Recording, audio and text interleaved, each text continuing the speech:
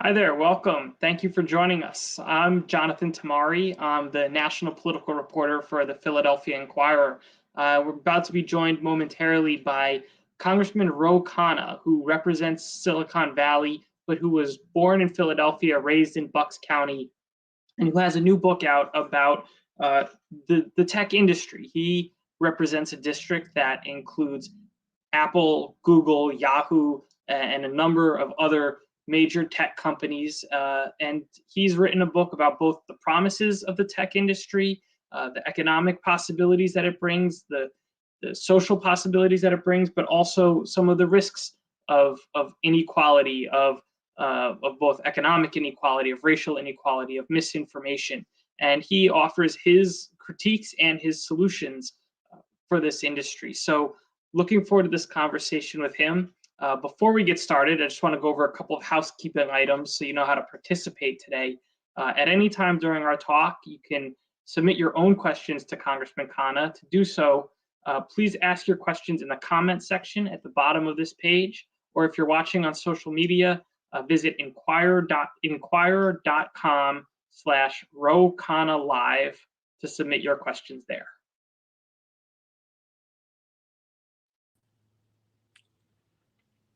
Congressman, thank you for joining us. How are you? Jonathan, it's great to be on. Thank you for doing this.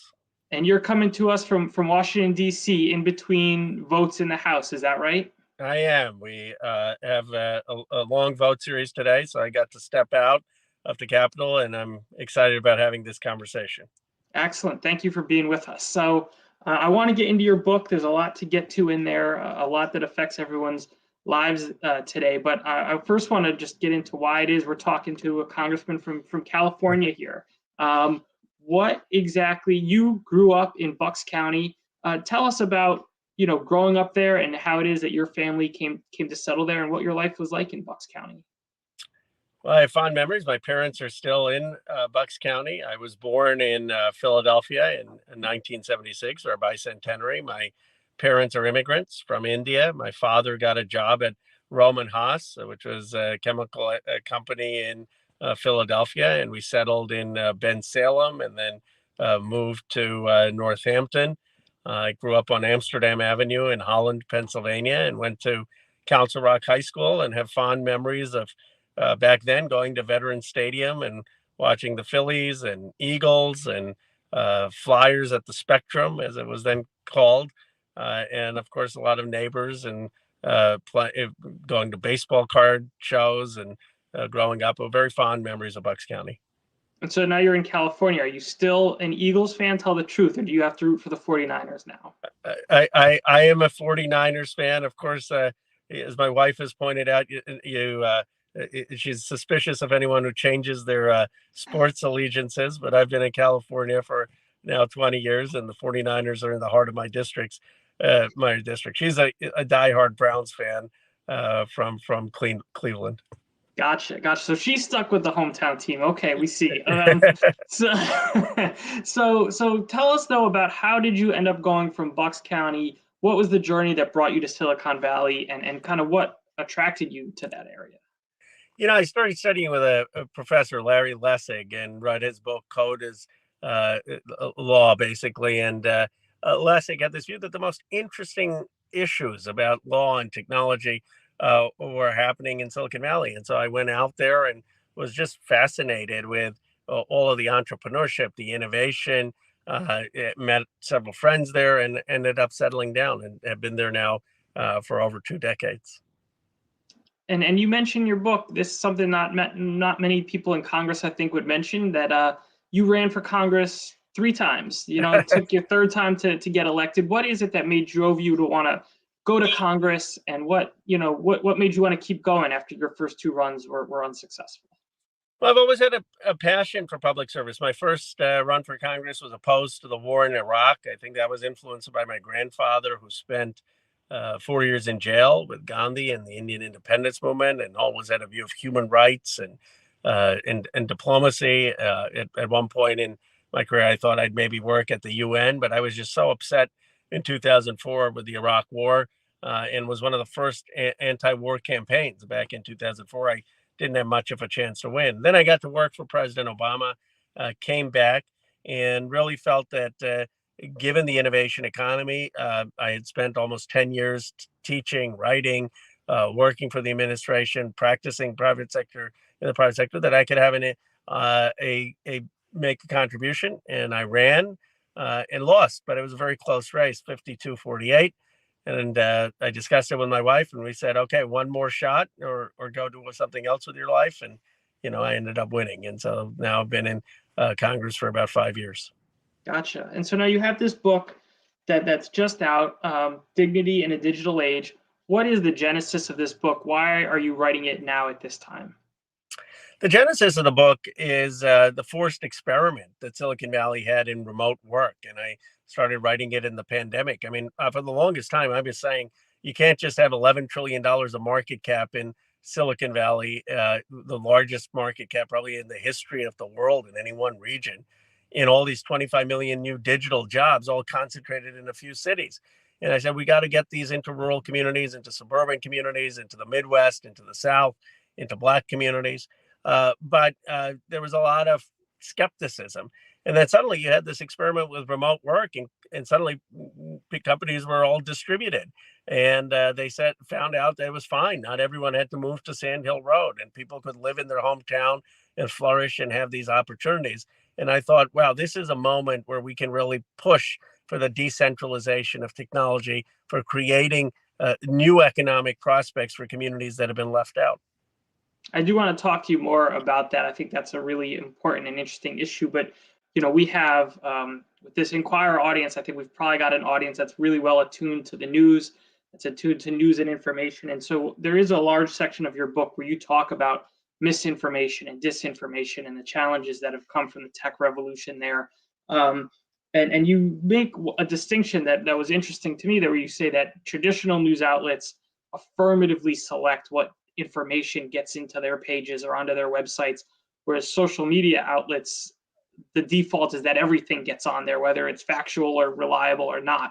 And I wonder, how do you see a solution to that? Because it is a major issue, but it seems to be such a sprawling problem that it's hard to get your arms around. Well, John, it's a huge issue, and we saw this with the misinformation about the 2020 election, with the big lie. We've seen it with misinformation about climate. Just today, we had hearings about big oil's misinformation on denying climate change. We've seen it with January 6th and the incitement to violence that took place on many social media platforms. But it's a hard problem because, like you said, social media sites have millions of users, all with their opinions. It's not like the Philadelphia Inquirer, where you have a few very thoughtful editors making selections about who to publish, and editors making sure that the content meets certain thresholds. That said, I don't think you can just have a Wild West. Even though there are millions of users, there has to be some responsibility.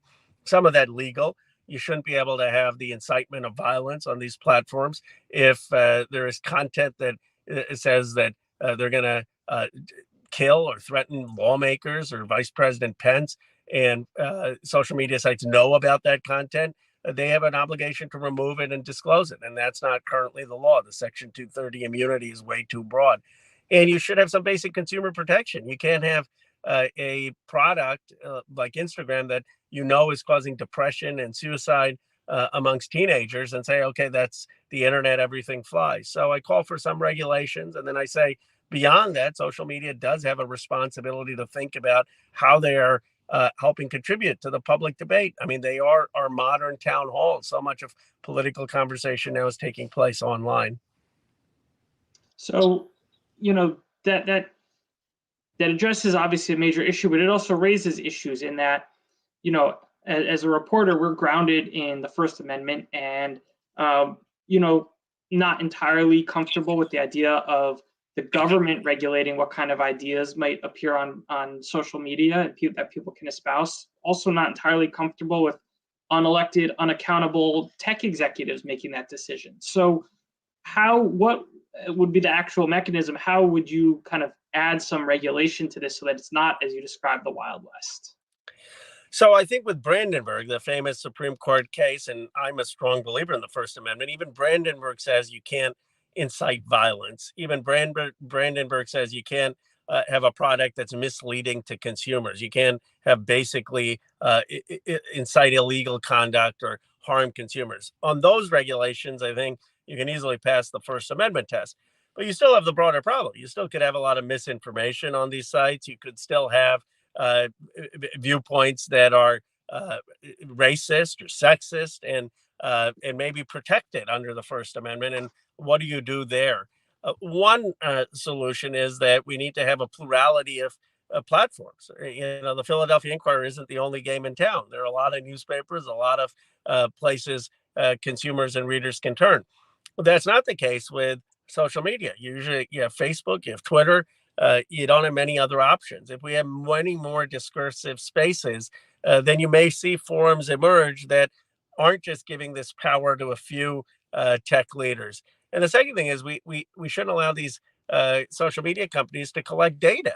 The collection of data basically allows them to target us in ways with content that can manipulate us. And it's what's led to the explosion of QAnon and the explosion of some of the hate groups because people are being targeted based on their data.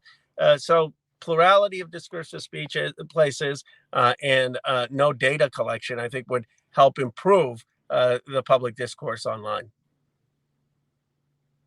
I think in your book you mentioned the idea of like almost like a PBS for social media, like a government service. Is that what you would envision as one of these alternatives?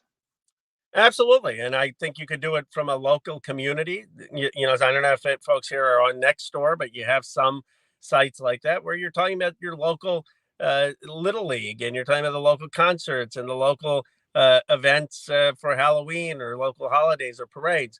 And that doesn't all need to be on Facebook. You could have actually libraries help champion these local sites for conversation among community. And you could have a national internet of a national PBS type place. That doesn't mean that should be the only discursive site. Sometimes anger is justified after George Floyd's killing. Sometimes we need language that is more provocative than maybe allowed on the PBS version of the internet. But what I'm saying is you need more alternatives. And right now we just have a couple alternatives, and we haven't really thought of what are the ways we can engage people online to be citizens beyond on Facebook and Twitter. In some sense, people feel that's their only outlet, and they're scrolling through Facebook and Twitter, perhaps almost out of a sense that they can't have an impact on government. What if Congress actually put our bills online and had a forum where you could participate and comment, and you would feel more empowered than just liking something or sharing something on social media platforms? So we've got to do a better job of building the digital public sphere apart from Facebook and Twitter. Just on the last point I want to touch on this issue of misinformation, and I remember this when I was reporting during the 2020 presidential race, the number of people I would meet in all parts of Pennsylvania in all walks of life who would be thoughtful about their vote and thoughtful about kind of what issues they cared about and what mattered to them, but who would say, they have so much information and they don't know what is real and what isn't. And it was sometimes hard to sort out the reliable information from the not, even for people who are trying to really study these things.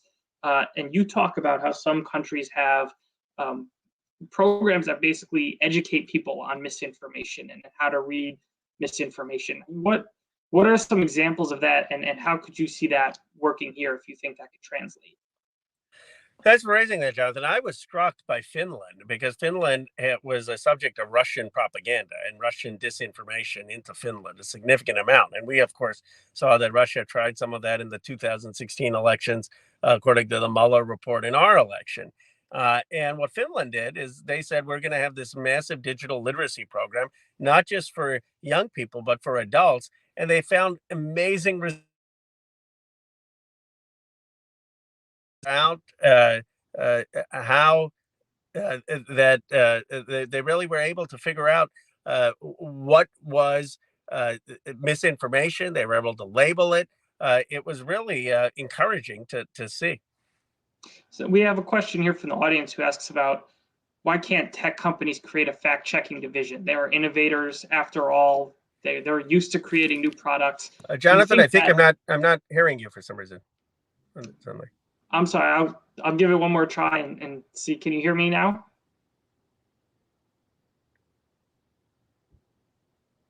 I think we may have lost each other for a moment.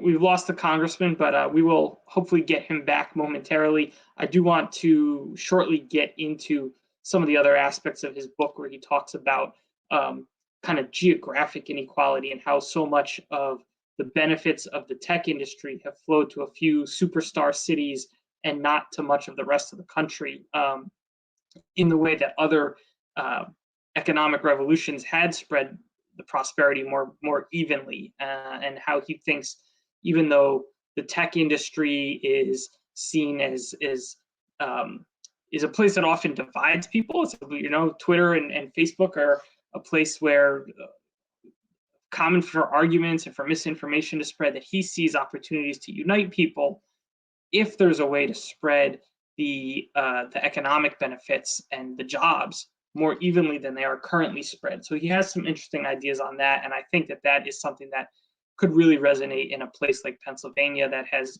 also seen a lot of geographic divides as far as which places have succeeded economically, which places have suffered economically in the recent decades. And that's a big focus of the start of his book that I want to get into shortly. I think we'll also touch on, if we have the time, and I think we will, he talks about racial inequality within the tech industry and how that contributes to inequality more widely, when some of the benefits and some of the programs are written largely by white men. So sounds like the congressman is back. We have him back. We're going to finish this discussion on online misinformation. Oh, I think we just lost him again.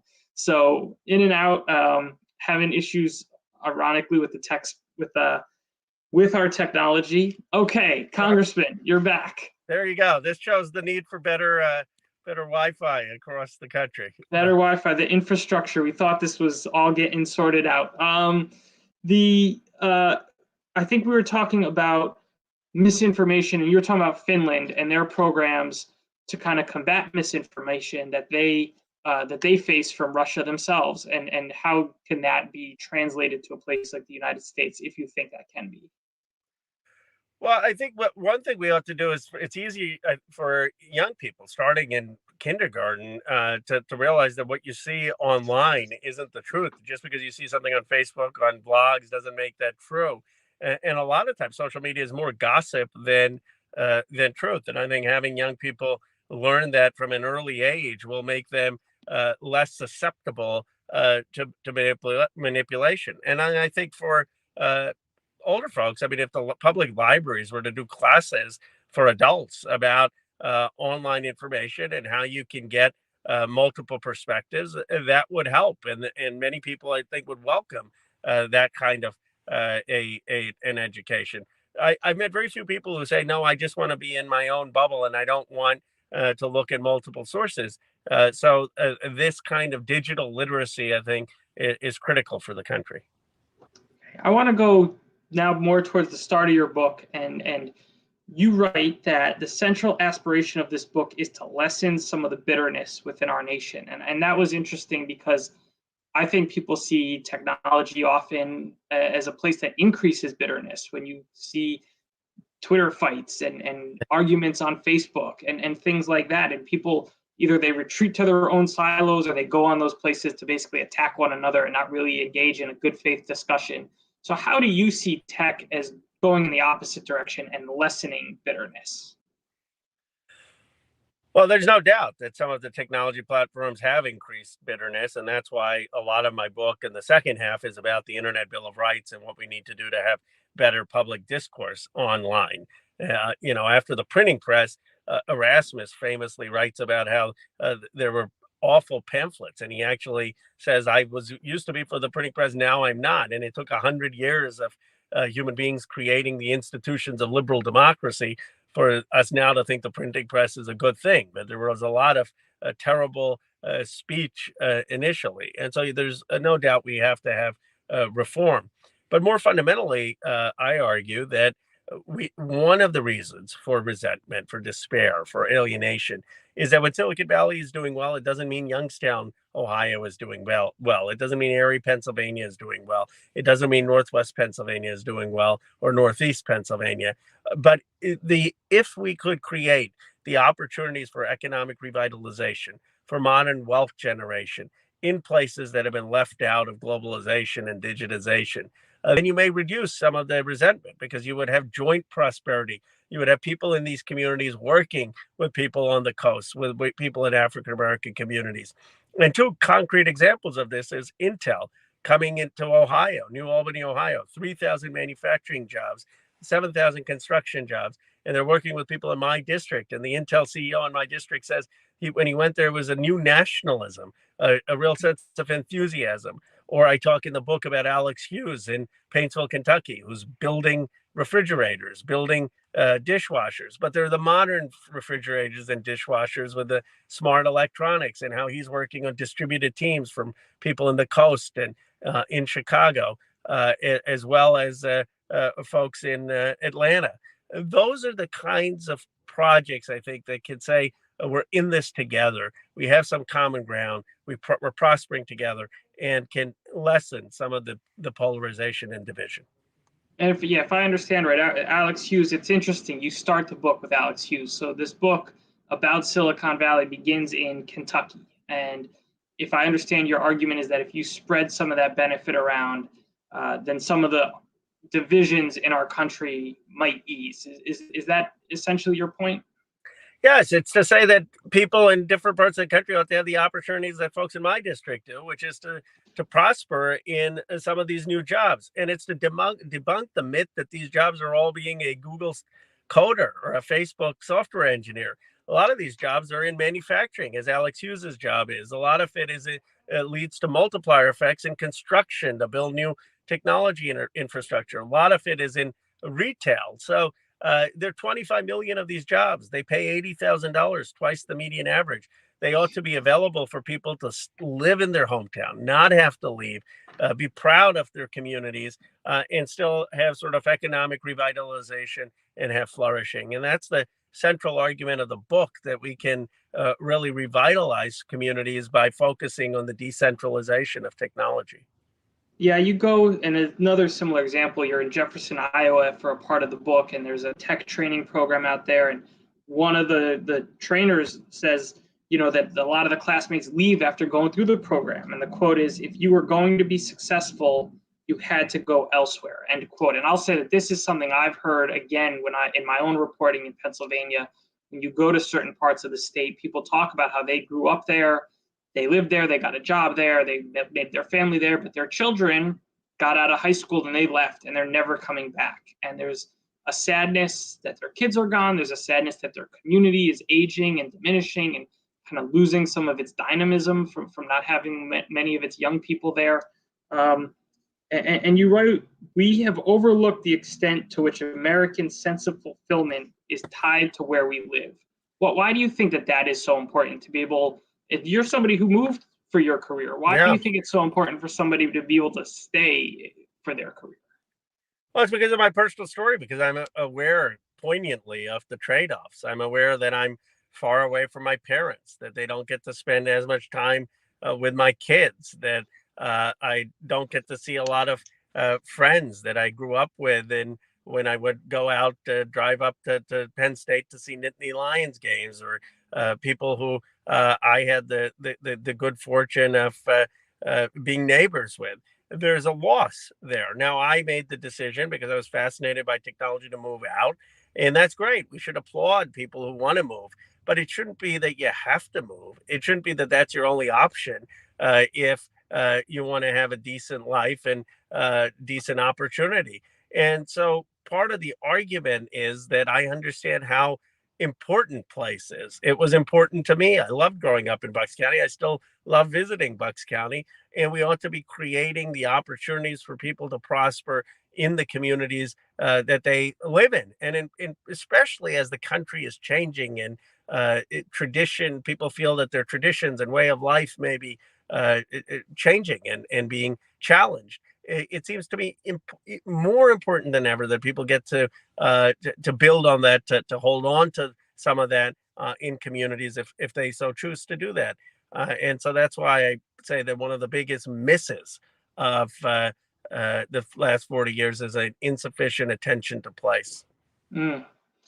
I want to turn for a moment to another person who you meet and introduce us to in the book, whose name is Princess Samson, who is she had landed an Amazon internship. She's a young Black woman who began as a Star Wars blogger, went to a tech boot camp, eventually got an internship at Amazon, and talked about just the importance of growing up with a laptop in her home and being able to do all of those things and kind of train herself to position herself. And that really resonated with me because I remember when I went to high school and I decided that I took high school journalism and was going to join the school newspaper, we had computers that we could create the school newspaper on, and they were just there. And then later, as I became a reporter and I had my first internship, I remember doing a story on a school paper in a different town that had just then received computers for their school paper. And this was a big enough deal that there was supposed to be a news story on it. And realizing that not everybody grew up with the same resources, and that for some people they just didn't have those things. And so what is the importance of that you learned of kind of having these laptops for people or having these resources for a wider range, and what effect could that have on Silicon Valley if it's more distributed among young people generally? Well, you're absolutely right that we take some of these things for granted. I mean, I had a Macintosh when I was in seventh grade, and many people probably on this call in this conversation have an exposure to a computer, and their kids have laptops or computers. But for so many people in this country, that isn't their experience. I mean, Princess didn't. She had a laptop, but a lot of her friends at Spelman College, which is one of the best HBCUs, didn't have a laptop growing up, and so it limits their imagination about what's possible. It limits their proficiency on just understanding technology. And there's no reason in our country that we shouldn't have everyone have access both to broadband and to a laptop at a young age. If you look at Silicon Valley and a lot of the people who succeeded in technology, one of the things they had the most is in exposure to computers and technology at a very, very young age. It's sort of like Tiger Woods was exposed to golf. They were exposed to technology. I'm not saying everyone needs that, but everyone at least needs a laptop, at least needs a computer, even if you want to be a journalist, even if you want to be a politician, even if you want to be an artist or a musician. We're not saying let's have a boring world where everyone becomes a software engineer. We're saying give people the tools, the agency to direct technology instead of being overwhelmed by technology. And you talk about how because of a lot of the people who grew up with computers are the people who are succeeding in Silicon Valley, and there is a major gap economically and racially in kind of who has all those resources, that Silicon Valley is largely led by white men, and that creates that both creates inequities in job opportunities and also just kind of holes in some of the things that they offer. One of the more interesting things I thought I read was you talked to Lisa Jackson, who at one point had a major environmental role in New Jersey and now works at Apple. And she said that if you bring in a bunch of Black developers and say, write me an app, it's almost always about a social issue. And it shows how bringing different people into the fold creates different products and different offerings that other people may not think of. How can you encourage, what ideas do you have for encouraging an increase in diversity in Silicon Valley, where you note that that's been a problem? Well, Silicon Valley continues to have a real problem when it comes to race and gender. And you're not going to overcome the racial wealth gap 10-1 white families to Black families if you have a racial wealth generation gap. If all of the new wealth is being exclusive on racial or gender lines. And it's not just a matter of fairness, it's also talent. Think of how many brilliant young people we're missing out on because we're not harnessing their potential and not giving them an opportunity to contribute. Mitch Kapoor said, "Genius doesn't know a zip code," where there's a lot of talent that is not having an opportunity. And then, as you pointed out, we're not understanding some of the markets. I mean, someone in an African American community or in a rural community may have a different sense of what the product should be, what apps could really help, and that may not be the perspective of folks in the valley. So it's in the valley's own interest to diversify. The question is, how do you do that? We can start by having partnerships with HBCUs where there are a commitment to recruiting. I've said, President Biden should call all these tech leaders and say, I want you to hire a million by 2025, a million Black and Latino individuals in digital jobs and a million people in rural America, and challenge these companies to do that, to partner with land grant institutions, HBCUs. We can incentivize the hiring of these individuals, and we can fund the education so that it's not just academic, but practical and leads to actual jobs in collaboration with the private sector. When it comes to proposals, your book is full of policy proposals.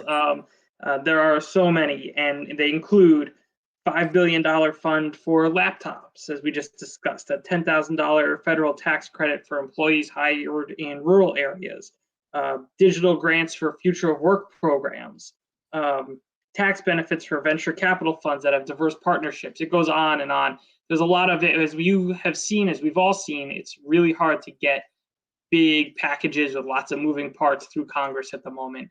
If you had to pick just 2 or 3 examples or policies that you could get through Congress to address some of these issues, what would be the most important ones that you would want to have passed? Well, one we're going to be passing soon. We've passed it in the House, the Competes Act. We've passed it in the Senate, the Universal Innovation and Competition Act. It's based on my legislation with Senator Schumer and Representative Gallagher and Young, called Endless Frontiers. And it says we're going to invest in the new technology development across this country to create tech hubs. And here, the important point is it's not just inventing things. It's not just saying, okay, we're going to invent the semiconductor chip. It's that we're going to do the mass production here. We're going to create the production in high technology in the United States.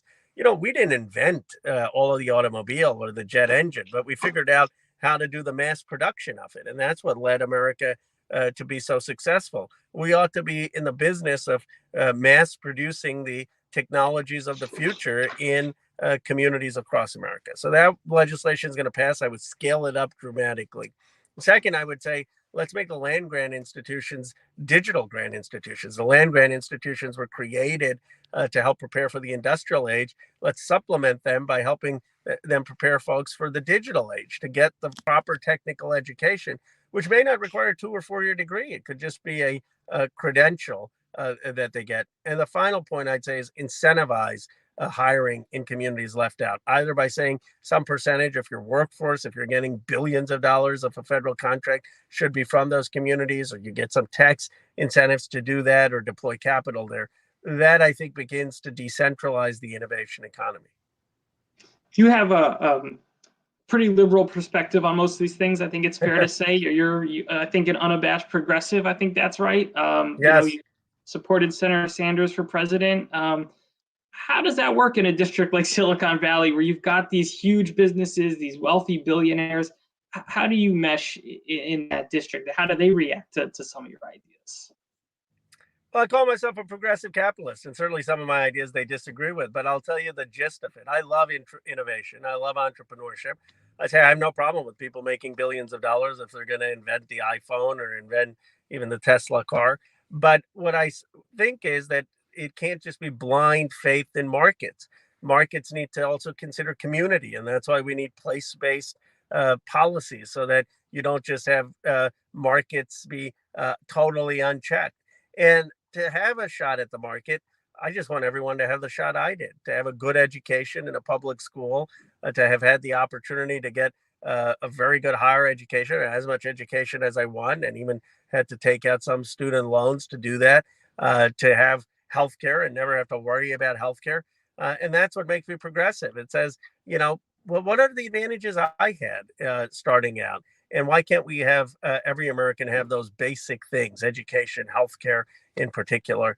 But in terms of the celebration of innovation and risk taking, that's a great part of America. At the end of your book, you talk about Frederick Douglass, which is not necessarily a name I expected to come up in a book about Silicon Valley and technology. Explain how he fits into your book and into what you're writing here. Well, I suppose a critique could be I just wanted to get his speech in there because it's one of the great speeches in American history, Frederick Douglass on composite nation. But the whole book is a sense ultimately on how do we repair uh, our divisions in America. And technology is just one lens at that. And so I'm thinking about what will it take for us truly to be a multiracial, multi-ethnic democracy? And part of me is saying, well, we can't just have all the economic opportunity of the modern economy concentrated in Silicon Valley. Let's distribute it. Let's allow communities to revitalize and prosper, and that this will help us bridge divisions. But then we also have to figure out how do we build this common American culture out of many pluralities. And this is what Douglas's speech is all about. He says in 1869, he's defending Chinese immigration. This is after he was enslaved for 20 years. And he's saying it doesn't matter if we have Chinese culture come here, and some of it we may disagree with. In the free air of America, we'll pick the best of all these cultures and we'll build this common American culture.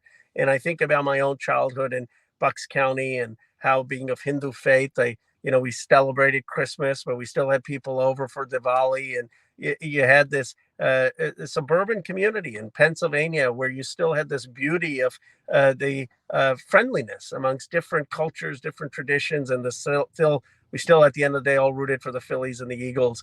And Douglas's speech is really about how do we build that common American identity, common American patriotism from all of this incredible diversity of our nation. And that, I think, is our deepest challenge as a 21st century America, and probably will be our greatest contribution to the world.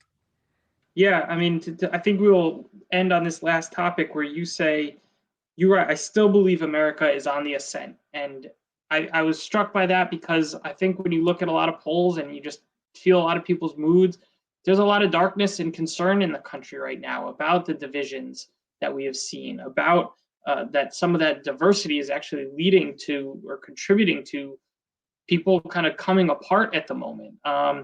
And I'm curious why you feel the country is on the ascent, given kind of all of the challenges that we've seen in the past several years. Jonathan, what we're trying to do is remarkable. We're trying to become the first major multiracial, multi-ethnic democracy in the world. I had said this on Bill Maher. I went there and I had a number of people on Twitter say, what about Canada? What about Australia? Look, we're 60% white. Canada is 80% some white. Britain's 80-some% white. Australia's 80-some% white. When my parents came to America, immigration was 90% European. After the Immigration Reform Act, influenced by the Civil Rights Movement, today immigration is less than 15% European. It is extraordinary what America is trying to do, to be this model, this composite nation of people from all over the world and still have this identity. And when you have my story of a grandfather who spent 15 years as part of India's independence movement, 4 years in jail during Gandhi's independence movement, and parents who came here as immigrants, born in 76, and then gets the opportunity to represent arguably the most economically prosperous place in the world as a first generation American in an Asian American majority district, you can't help but marvel at the American possibility.